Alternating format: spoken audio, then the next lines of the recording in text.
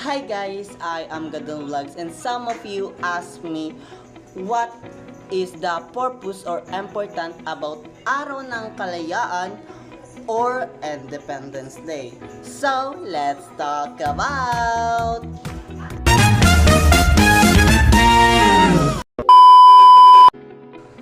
Yes guys, alam nyo ba ang pambansang araw ng Pilipinas o Araw ng Kalayaan?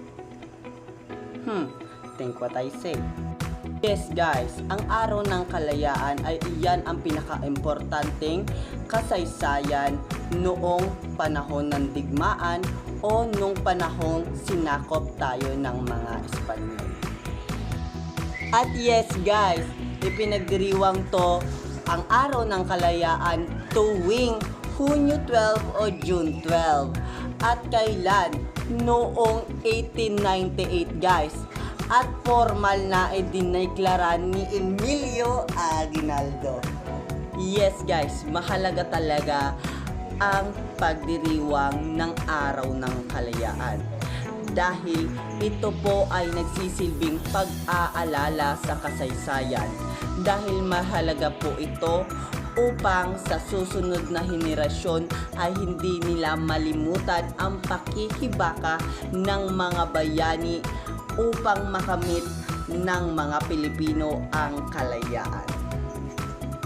At hindi lang yan, mahalaga din ang pagdiriwang ng Araw ng Kalayaan o Pambansang Araw ng Pilipinas dahil ito ay nagsisilbing respeto sa ating kultura, sa watawat at bilang isang natural na Pilipino.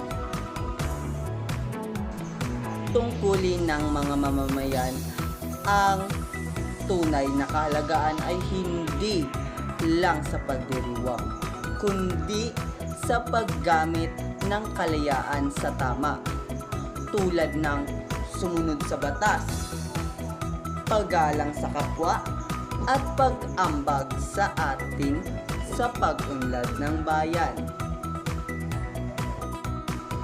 At ang pinakamahalaga, ang kalayaan ay hindi libre, kundi ito ay buhos ng sakripisyo at buhay upang ipagtanggol ng mga bayani natin upang makamit ang kalayaan. At hanggang dito na lang po nagtatapos ang ating vlog for today's video.